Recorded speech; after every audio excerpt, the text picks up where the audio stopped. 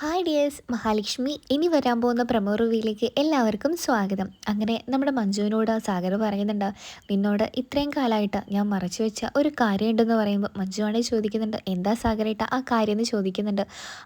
സാഗറാണെങ്കിൽ പറയുന്നുണ്ട്, മഞ്ജു അത് വേറൊന്നുമല്ല, ഞാനൊരു പോലീസുകാരനാവണമെന്ന് ഞാൻ ഒരുപാട് നാളെ ആഗ്രഹിക്കുന്നു. പക്ഷെങ്കിൽ അത് നടക്കില്ല എന്നായിരുന്നു ഞാൻ വിചാരിച്ചിരുന്നത്. നിന്നോട് പോലും പറയാതിരുന്നത് അത് നടക്കോ ഇല്ലയോ എന്ന് അറിയാത്തത് കൊണ്ട് തന്നെയാണ്. വേറൊന്നുമല്ല മഞ്ജു, നാളെ അതിൻ്റെ എക്സാമിൻ്റെ റിസൾട്ട് വരികയാണ്. നീ അറിയാതെയാണ് ഞാനിതൊക്കെ പോയി ചെയ്തത്. കാരണം നിന്നെ സന്തോഷിപ്പിക്കണമല്ലോ. അതുകൊണ്ട് നീ അറിഞ്ഞാൽ നീ അതിന് ഒരുപാട് പ്രതീക്ഷ കൊടുക്കും. അത് പിന്നെ കിട്ടിയില്ലെങ്കിൽ നിൻ്റെ സങ്കടം ഞാൻ കാണേണ്ടി വരും. അതുകൊണ്ടാണ് നിന്നോട് ഞാനൊന്നും പറയാതിരുന്നതെന്നൊക്കെ സാഗറാണെങ്കിൽ മഞ്ജുവിനോട് പറയുന്നുണ്ട്.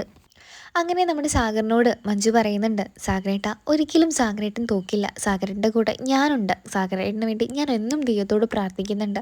എന്തായാലും സാഗരേട്ടൻ വിജയിക്കുക തന്നെ ചെയ്യും. എന്തായാലും നമുക്ക് നാളെയല്ലേ റിസൾട്ട് വരുന്നത്, നമുക്കപ്പം നോക്കാം എന്ന് പറഞ്ഞ് മഞ്ജു സാഗറിനെയും കൊണ്ടാണെങ്കിൽ രാവിലെ തന്നെ അമ്പലത്തിലൊക്കെ പോയി തൊഴുന്നതൊക്കെ ചെയ്യുന്നുണ്ട്.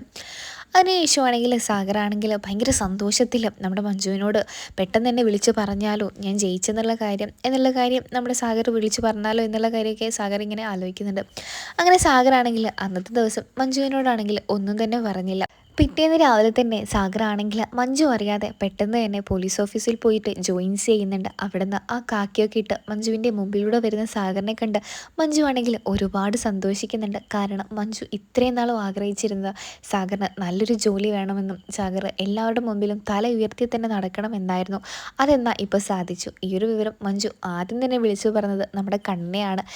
കണ്ണനാണെങ്കിൽ മഹാലക്ഷ്മിയോടും ഈ കാര്യത്തെക്കുറിച്ച് സംസാരിക്കുന്നുണ്ട്. കണ്ണനാണെങ്കിൽ ഒരുപാട് സന്തോഷമാവുന്നുണ്ട്.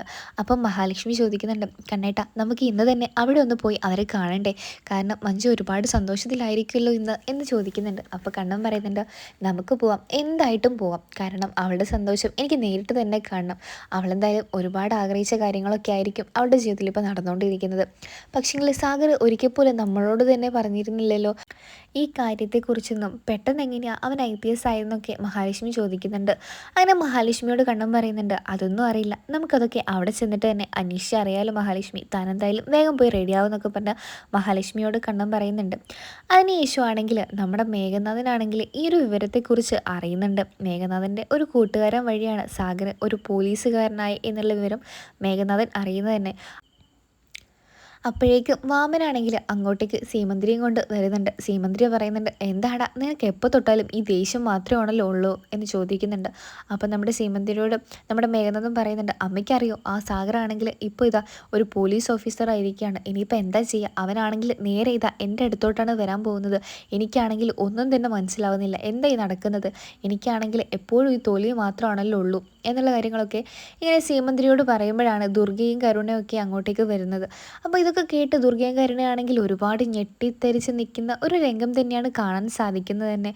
അപ്പോൾ സീമന്തിരി പറയുന്നുണ്ട്, കേട്ടില്ലേ, ഇതൊക്കെ നിങ്ങളുടെ മോള് കാരണമാണ് എൻ്റെ മോനിപ്പോൾ ഈ അനുഭവിക്കുന്നൊക്കെ എന്നൊക്കെ നമ്മുടെ ദുർഗയോട് പറയുന്നുണ്ട്. ദുർഗ പറയുന്നുണ്ട്, ശരിയാ, അവൾക്ക് എല്ലാത്തിനും ഒരു പാഠം പഠിപ്പിക്കണം എന്നുള്ളത് കൊണ്ടാണ് ഞാൻ മേഘനാഥൻ്റെ കൂടെ ഇപ്പോഴും കൂടെ നിൽക്കുന്നത്, അല്ലെങ്കിൽ എനിക്ക് ഇവൻ്റെ കൂടെ നിൽക്കേണ്ട യാതൊരു ആവശ്യമില്ലല്ലോ, നിങ്ങളെന്താ ഏട്ടത്തി ഇങ്ങനെയൊക്കെ പറയുന്നതെന്നൊക്കെ നമ്മുടെ ദുർഗ ചോദിക്കുന്നുണ്ട്. അപ്പോൾ സീമന്തിരി പറയുന്നുണ്ട്, എനിക്കാണെങ്കിൽ ആകെ മൊത്തം ഭയം ആവുന്നുണ്ട്, എൻ്റെ മോനെല്ലാം ജയിലിൽ കിടന്ന് അവൻ ആരും രക്ഷിക്കാൻ വേണ്ടി പോകാനാണ്, ഇവിടെയാണെങ്കിൽ അവനെ സഹായിക്കാൻ ആരും തന്നെ ഇല്ല എന്നുള്ള രീതിയിലൊക്കെ സീമന്തിരി പറയുന്നുണ്ട്.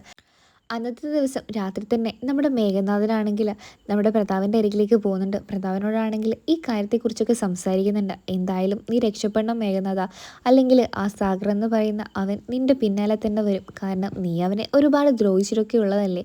എന്തായാലും നിൻ്റെ ഭാര്യ മനഃപൂർവ്വം ഇറങ്ങിപ്പോയതൊന്നുമില്ലല്ലോ, നീ അവളെ വഞ്ചിച്ചത് കൊണ്ടാണല്ലോ അവൾ ഇറങ്ങിപ്പോയത്.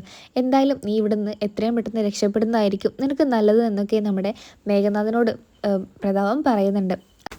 അങ്ങനെ പിറ്റേന്ന് രാവിലെ തന്നെ മേഘനാഥനാണെങ്കിൽ നാട് വിടാൻ നിൽക്കുന്ന സമയത്ത് തന്നെയാണ് അവിടുന്ന് നമ്മുടെ പോലീസുകാർ അവിടെ എത്തി മേഘനാഥനെ അറസ്റ്റ് ചെയ്യുന്നത്. മേഘനാഥനോട് പറയുന്നുണ്ട്, ഇവിടെ നിൽക്കണം, നീ എന്തായാലും സ്റ്റേഷനിലോട്ട് വരണം. അപ്പോൾ മേഘനാഥൻ ചോദിക്കുന്നുണ്ട്, ഞാനതിന് ഒരു തെറ്റൊന്നും ചെയ്തിട്ടില്ലല്ലോ, തെറ്റ് ചെയ്യാതെ ഞാനെന്തിനാണ് സ്റ്റേഷനിലോട്ട് വരുന്നത് എന്ന് ചോദിക്കുന്നുണ്ട്. അപ്പം മേഘനാഥനോട് പറയുന്നുണ്ട്, SI ആണ് വിളിപ്പിച്ചത്, അതെന്ന് പറഞ്ഞാൽ IPS സാഗർ എന്നാണ് വിളിപ്പിച്ചതെന്ന് പറയുമ്പോൾ മേഘനാഥനാണെങ്കിൽ ഒന്ന് അമ്പരയ്ക്കുന്നുണ്ട്. അവൻ എന്തിനാ എന്നെ കാണാൻ വിളിപ്പിക്കുന്നത്, അപ്പോൾ ഞാൻ മനസ്സിലൂഹിച്ച കാര്യങ്ങളെല്ലാം ശരിയായിരുന്നു, അവനൊരു പോലീസുകാരനായി അവൻ ആദ്യം വരുന്നതും എൻ്റെ അടുത്തോട്ടാണ് എന്നുള്ള രീതിയൊക്കെ മനസ്സിലിങ്ങനെ ഓർത്തുകൊണ്ടിരിക്കുമ്പോൾ നമ്മുടെ പോലീസുകാർ പറയുന്നുണ്ട്, എന്തായാലും നീ വന്ന് ജീപ്പിലോട്ട് കയറി. എസ് ഐ പറഞ്ഞാൽ ഞങ്ങൾക്ക് അതൊന്നും ചെയ്യാതിരിക്കാൻ കഴിയില്ല, കാരണം IPS ആണ് പറഞ്ഞിരിക്കുന്നത്, അതൊന്നും അംഗീകരിച്ചില്ലെങ്കിൽ എൻ്റെ തൊപ്പി പോകുന്ന കേസാണ്. നീ എന്തായാലും വന്ന് ജീപ്പിലോട്ട് കയറുന്നൊക്കെ പറഞ്ഞ് മേഘനാഥനെ വിളിച്ചു വരുത്തി ആ ജീപ്പിലോട്ട് കയറ്റാണ് ആ പോലീസുകാരൻ ചെയ്യുന്നത് തന്നെ. അങ്ങനെ പോലീസ് സ്റ്റേഷനിലെത്തി നമ്മുടെ മേഘനാഥനും SI അവിടെ എത്തിയതിന് ശേഷമാണെങ്കിൽ നമ്മുടെ IPS ആയ സാഗർ അങ്ങോട്ടേക്ക് വരുന്നുണ്ട്. സാഗർ ആണെങ്കിൽ മേഘനാഥനോട് ചോദിക്കുന്നുണ്ട്, നിനക്കെന്നെ അറിയാവോടാ, ഒരുപാട് നീ എന്നെ ദ്രോഹിച്ചിട്ടുള്ളതല്ലേ, ഇതിനൊക്കെ നിനക്ക് കണക്ക് അന്നേ ഞാൻ തരുമെന്ന് പറഞ്ഞതല്ലേ, ഇതാണോടാ നിൻ്റെ കണക്ക് എന്ന് മേഘനാഥൻ ചോദിക്കുന്നുണ്ട്. ആണത്തെന്ന് പറഞ്ഞാൽ അത് നേർക്ക് നേർക്കായിരിക്കണം, അല്ലാതെ പോലീസുകാരനായിട്ട് എന്നെ ഈ ജയിലിൽ കൊണ്ടിട്ടാൽ നീ അത് ആണെന്ന് നീ വിചാരിക്കുന്നുണ്ടെങ്കിൽ അത് വെറും തെറ്റാണ് സാഗറേന്നൊക്കെ മേഘനാഥൻ പറയുന്നുണ്ട്. അപ്പം മേഘനാഥനോട് സാഗർ പറയുന്നുണ്ട്, നീ അതൊക്കെ ആണത്വമായിട്ട് കാണണ്ടടാ, പക്ഷേങ്കിൽ നീ ഒരു കാര്യം ആലോചിച്ചു, നിന്നെ കൊടുക്കാനുള്ള എല്ലാ വകുപ്പും കൂട്ടിച്ചേർത്തിട്ടാണ് ഞാൻ ഈ ഒരു ഇതുണ്ടാക്കി വെച്ചിരിക്കുന്നത്. എന്തായാലും കോടതിയിൽ വെച്ച് കാണാം. എൻ്റെ ഭാര്യ ഒരു മൊഴി കൊടുത്തിട്ടുണ്ട് നിനക്കെതിരെ, അതിനാണ് നിന്നെ സ്റ്റേഷനിലോട്ട് ഞാൻ വിളിപ്പിച്ചിരിക്കുന്നത്, അല്ലാതെ വേറൊന്നിനുമല്ല എന്നൊക്കെ ഇങ്ങനെ സാഗർ ഭയങ്കരമായിട്ട് പറയുമ്പം നമ്മുടെ മേഘനാഥനാണെങ്കിൽ വല്ലാതെ ഞെട്ടിത്തെറിച്ച് നിൽക്കുന്ന ഒരു ദൃശ്യം തന്നെയാണ് കാണിച്ചിരിക്കുന്നത്. മേഘനാഥനാണെങ്കിൽ അങ്ങനെ പോലീസ് സ്റ്റേഷനിലായി എന്നുള്ള വിവരം വാമൻ അറിയുന്നുണ്ട്. അങ്ങനെ സീമന്ത്രിയൊക്കെ അലറി വിളിച്ച് കരയുന്ന ഒരു രംഗമാണ് കാണിച്ചിരിക്കുന്നത്. സീമന്ത്രിയാണെങ്കിൽ ഇനി ആരാ എൻ്റെ മോനെ സഹായിക്കുക എന്ന് പറഞ്ഞ സമയത്ത് പ്രതാപൻ്റെ ഫോണിലോട്ട് വാമൻ വിളിച്ചു പറയുന്നുണ്ട്, എൻ്റെ മോനെ എങ്ങനെയെങ്കിലും രക്ഷിക്കണം, അല്ലാതെ വേറൊരു വഴിയുമില്ല എന്നുള്ള കാര്യങ്ങളൊക്കെ പറയുന്നുണ്ട്. അങ്ങനെ കരുണയുടെ വഴി നമ്മുടെ ദുർഗയൊക്കെ അറിയുന്നുണ്ട്. എന്തായാലും മേഘനാഥൻ ഇപ്പോൾ അകത്തായിട്ടുണ്ട്. എന്തായാലും ആ സാഗർ വെറുതെ ഇരിക്കില്ല, അവൻ ഇവിടെ എത്തും. അതുകൊണ്ട് തന്നെ എങ്ങനെയെങ്കിലും ഇവിടുന്ന് തടി തപ്പുന്നതായിരിക്കും നമുക്കും നല്ലത്, അല്ലെങ്കിൽ വെറുതെ ജയിലിനകത്ത് കിടക്കേണ്ടി വരുന്നൊക്കെ ദുർഗ ഇങ്ങനെ ഉണ്ണിയോട് പറയുന്നുണ്ട്. അതിനുശേഷമാണെങ്കിൽ നമ്മുടെ കണ്ണനും മഹിയാണെങ്കിൽ നമ്മുടെ സാഗറിൻ്റെയും മഞ്ജുവിൻ്റെയും ഈ ഒരു സന്തോഷ വാർത്ത അറിയാൻ വേണ്ടിയിട്ടും അവരുടെ കൂടെ ആഘോഷിക്കാൻ വേണ്ടിയിട്ടും ആണെങ്കിൽ അങ്ങോട്ടേക്ക് പോവുകയാണ് ചെയ്യുന്നത് തന്നെ. അങ്ങനെ നമ്മുടെ കണ്ണനാണെങ്കിൽ ലോപ്പസിനെയും മാർക്കോയും ഒക്കെ ആണെങ്കിൽ വിളിച്ചു വരുത്തുന്നുണ്ട്. സാഗറിൻ്റെ ഈ ഒരു സന്തോഷ വാർത്ത നമുക്ക് അടിച്ചു പൊളിക്കണമെന്ന് തന്നെ നമ്മുടെ കണ്ണൻ പറയുന്നുണ്ട്.